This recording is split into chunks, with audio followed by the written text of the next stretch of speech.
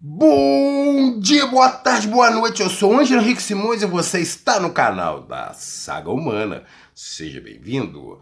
No vídeo dessa semana veremos como a persistência da humanidade após uma longa sequência de infindáveis milênios, enfim, alcançou a estabilidade civilizacional.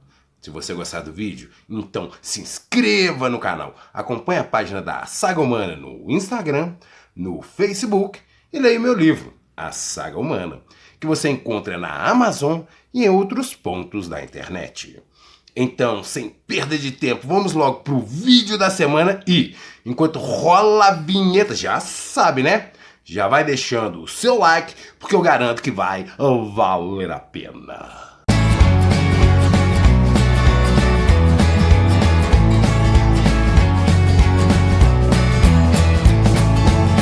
A cup of coffee in the morning.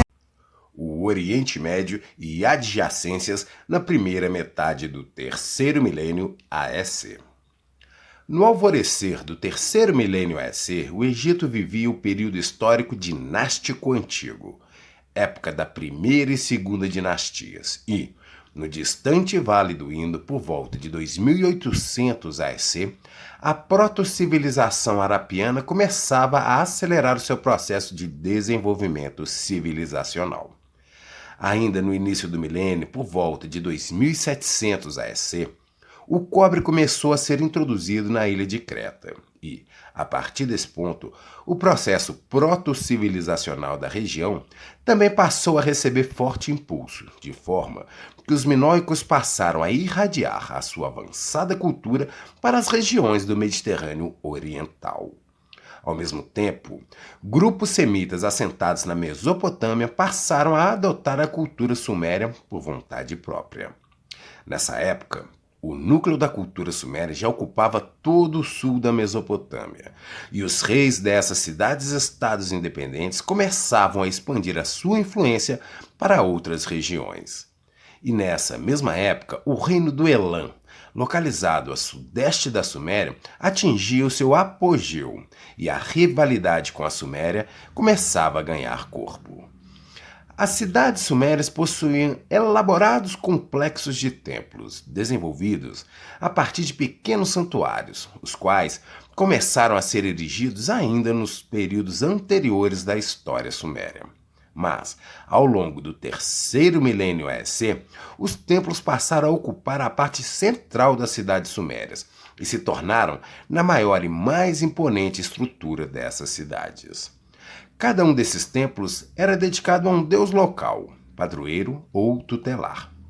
Os vestígios arqueológicos demonstram que, por volta dessa época, surgiu uma crescente violência por toda a Suméria.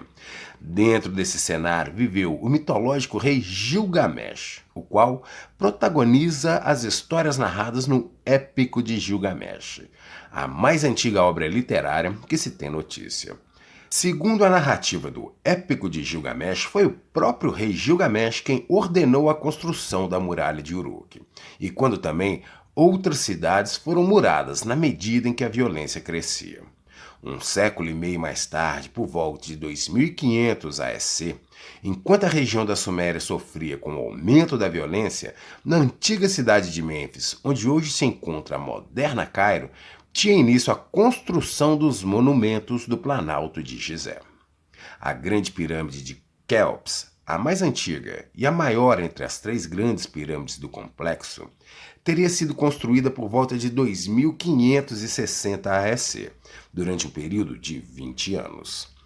A Esfinge e a Pirâmide de Khafre, a segunda maior do complexo, teriam sido construídas por ordem do faraó Khafre, cujo reinado se deu entre 2558 e 2532 AEC.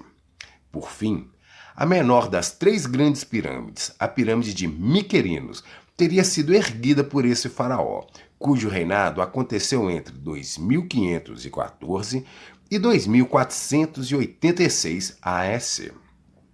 Quéops, Khafre e Miquerinos eram avô, pai e filho, e reinaram durante a quarta dinastia. A região do Vale do Indo em meados do terceiro milênio AEC. Até 2600 AEC, a Suméria e o Egito figuravam como as duas únicas regiões do mundo onde a civilização havia efetivamente florescido.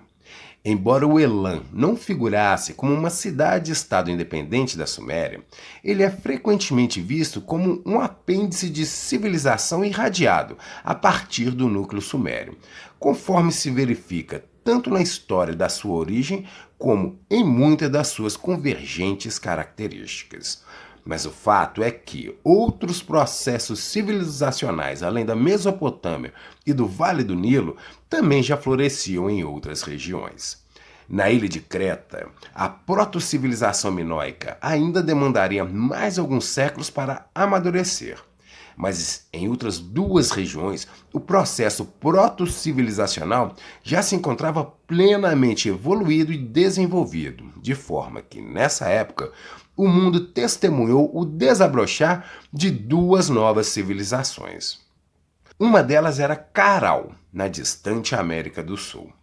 Ninguém sabe ao certo, mas é possível que a sua escrita, que utilizava o sistema de quipos, tenha sido desenvolvida em algum momento próximo a essa época. Ao mesmo tempo, no distante Vale do Indo, a civilização de Harappa também atingia o seu apogeu. Ao longo dos séculos anteriores, a agricultura, apoiada pelas inundações, presenteou a população harapiana com grandes excedentes agrícolas, os quais apoiaram o desenvolvimento das cidades. Contudo, enquanto as cidades se desenvolviam, houve um período no qual a região acabou sofrendo uma redução na quantidade de chuvas. Esse fato parece ter desencadeado a reorganização dos centros urbanos, que foi verificada ao longo dos séculos que se seguiram, de forma que essa época foi marcada pela construção de cidades muradas, provavelmente com fins à contenção das águas das chuvas, pela extensão das redes comerciais e pela crescente integração das comunidades, até então regionalizadas. Essa reorganização dos centros urbanos culminou com uma cultura relativamente uniforme em termos de produção de cerâmica, ornamentos e selos de escritas por volta de 2600 AEC. A maioria dos estudiosos aponta que foi nesse período da história harapiana que surgiu a escrita utilizada pelos povos do Vale do Indo, justamente quando teve início o período harapiano maduro, de 2600 a 1900 AEC. No início dessa fase, as cidadelas e vilarejos antigos já haviam se desenvolvido em grandes centros urbanos, incluídas aí as cidades de Harappa, Mohenjo-Daro e Ganeriwala, entre outras. Adicionalmente, desenvolveram-se centenas de outras povoações localizadas principalmente na região do Indo e dos seus tributários. Nessa época, as cidades e vilarejos do Vale do Indo viviam uma cultura urbana, tecnologicamente avançada e socialmente evoluída. Em alguns aspectos, os harapianos eram até mais avançados do que qualquer outra civilização daquela época. A qualidade do planejamento urbano sugere a presença de um esforço governamental eficiente, sensível e disposto a priorizar a promoção de condições que sustentassem uma boa qualidade de vida para a sua população. Nessa época, os harapianos já praticavam um intenso intercâmbio de mercadorias com regiões da Ásia Central e do platô iraniano. A julgar pela dispersão de artefatos harapianos, as redes de comércio incluíam regiões do Afeganistão, regiões costeiras do Irã, o norte e o oeste da Índia, chegando até a Mesopotâmia, que se referia a Harappa pelo nome de Meluhha.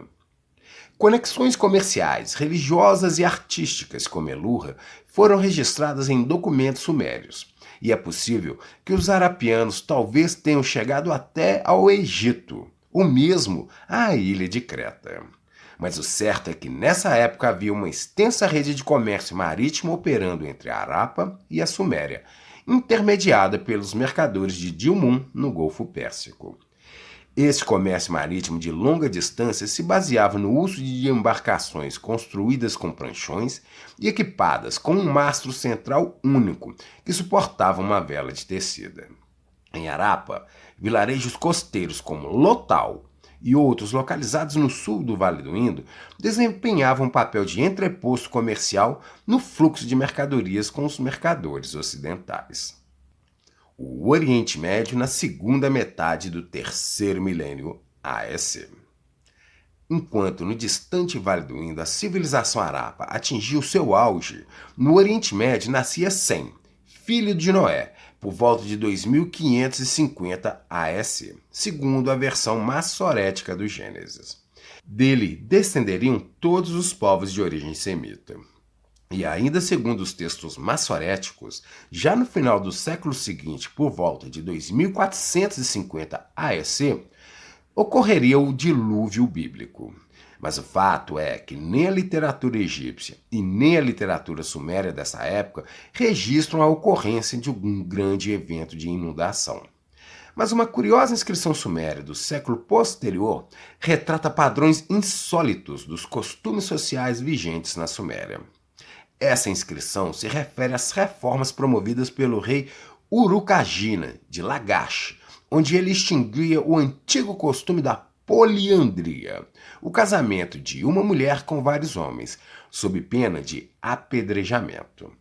As mulheres eram protegidas pelas leis sumérias dessa época, de forma que podiam alcançar status mais elevados dentro da sociedade suméria do que em qualquer outra civilização daquele tempo. Contudo, a cultura masculina era a dominante do mundo antigo, com uma honrosa exceção cabendo aos povos do interior da Europa, os quais ainda carregavam os valores matriarcais herdados desde os remotos tempos dos seus ancestrais paleolíticos.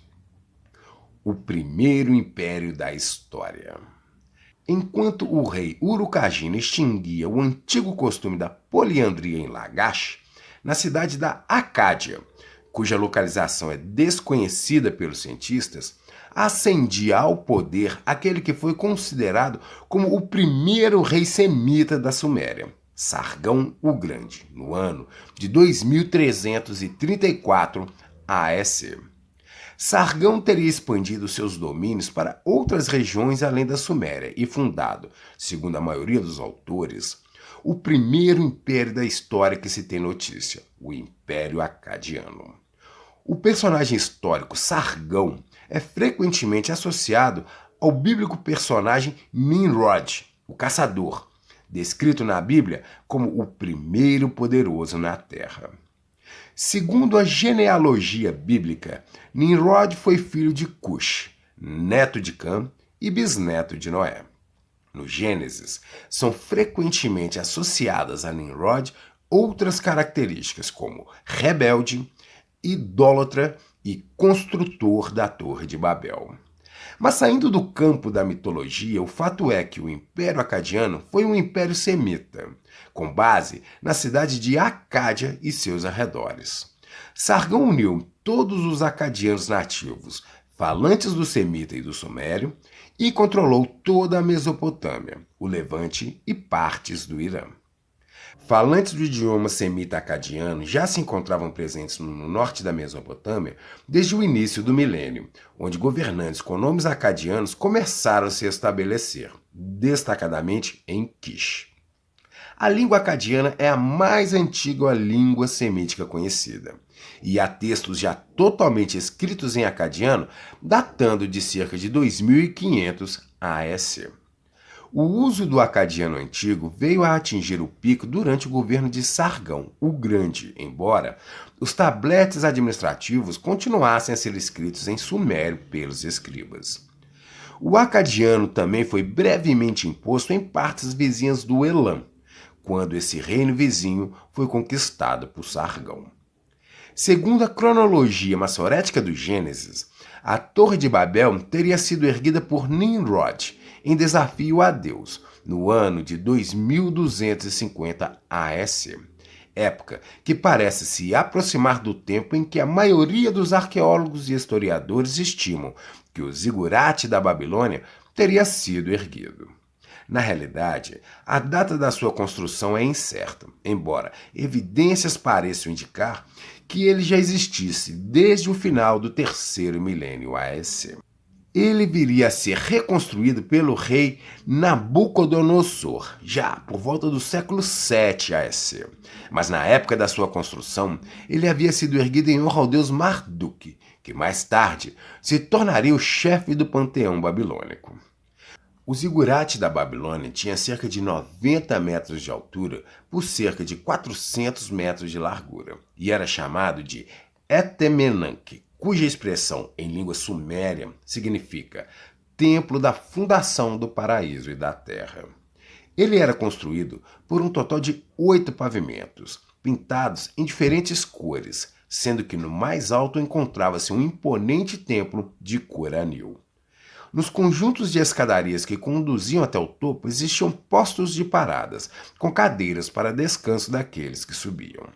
O escritor grego Heródoto relata que no templo localizado no último andar não haviam estátuas, mas havia um grande e bem guarnecido leito e, ao seu lado, uma mesa de ouro onde, segundo ele, só passava a noite alguma filha da terra eleita pela divindade.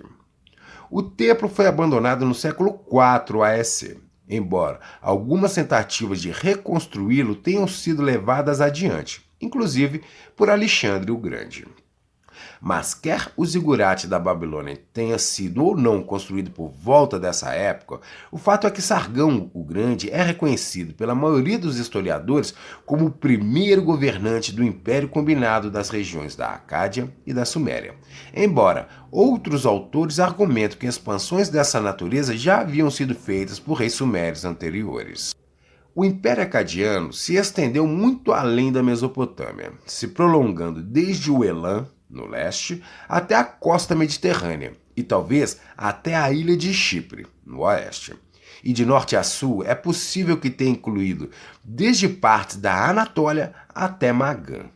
O comércio acadiano se estendeu desde as minas de pratas da Anatólia às distantes minas de lápis-lazulis das regiões onde hoje se encontra o moderno Afeganistão.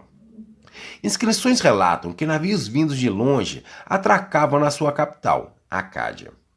Entre esses, haviam navios vindos de Melurra, que na época de Sargão já era um antigo parceiro comercial da Suméria, e cujo fluxo de mercadorias duraria ainda mais alguns séculos, até por volta de 1900 a.C.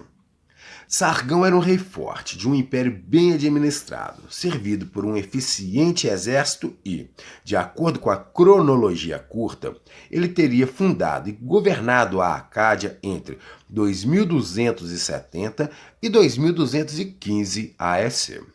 Mas qualquer que seja a cronologia empregada, verifica-se que seu reinado foi bem longo, totalizando 56 anos de governo. O declínio do império só começou ao fim dos últimos anos do reinado de Sargão, quando uma longa sucessão de revoltas e invasões começou a eclodir em toda a região, de forma que o Império Acadiano viria a ruir 180 anos após a sua fundação, já por volta de 2154 a.C. O fim da Era de Touro.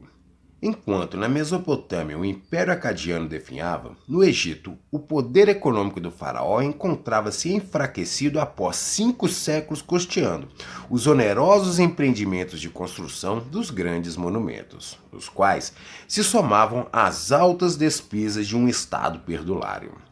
Esse esvaziamento do poder econômico acabou por levar ao esvaziamento do poder político frente aos monarcas, que eram os governadores dos nomos, as divisões do território egípcio.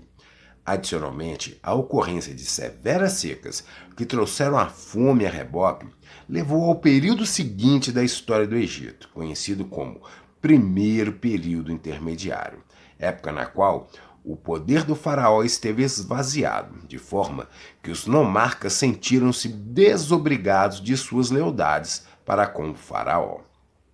Como resultado, esses governantes locais começaram a competir entre si pelo poder político e o controle territorial, em um ambiente de enfraquecimento do governo central, imerso em uma combalida economia.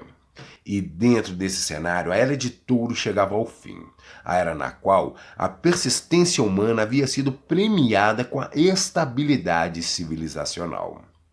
Ao longo da Era de Touro, o homem conseguiu, enfim, se estabelecer em definitivo no planeta, por meio do surgimento das primeiras civilizações, coroando um longo esforço de conquista sobre a natureza, que tinha sido iniciado cerca de 300 mil anos antes, quando os primeiríssimos espécies de Homo sapiens começaram a surgir no noroeste do continente africano. Mas, por volta de 2160 AEC, os ponteiros do grande relógio celeste, cujo compasso é marcado pelo movimento precessional da Terra, apontavam para o começo de um novo ciclo temporal, cujo início se dá sempre no alvorecer da Era de Áries, o primeiro signo do zodíaco. Os sacerdotes egípcios e sumérios daquele tempo entendiam que a Era de Áries, além de marcar o início de uma nova era zodiacal de 2160 anos de duração, marcava também o início de um novo ciclo precessional, cuja duração é de 25.920 anos. Mas à parte dessa correlação arquetipal, associada às constelações zodiacais que os antigos sacerdotes faziam, o fato é que a Era de Áries tinha início dentro de um contexto que envolvia o avanço de uma onda de povos de etnia branca, composta por arianos védicos e semitas abraâmicos, sobre as regiões civilizadas do Oriente Médio, do Vale do Indo e do sul da Europa, até então habitada por povos de etnia negra.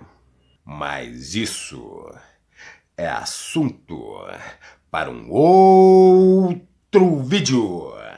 Então é isso, pessoal. Esse foi o vídeo da semana. Espero que tenham gostado. Obrigado pela sua companhia até aqui e agradeço se você puder compartilhar, curtir e comentar esse vídeo. E se você ficou até aqui comigo e ainda não é assinante do canal, então se inscreva. E se você gostou desse vídeo, lembre-se que tem mais conteúdos como esse na página da Saga Humana, no Instagram, no Facebook e no meu livro, A Saga Humana. Valeu, galera, uma boa semana pra gente, aquele abraço e até o próximo vídeo! A cup of coffee in the morning, and I get the paper. I check the